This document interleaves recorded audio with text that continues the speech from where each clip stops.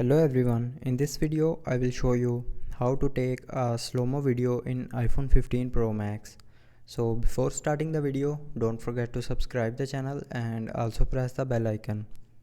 So first of all, open camera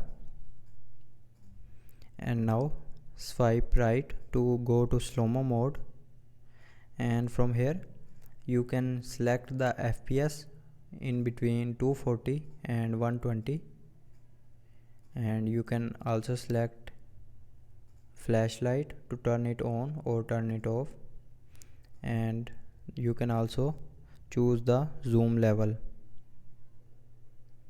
So after adjusting the settings, click on this red button to start your slow-mo,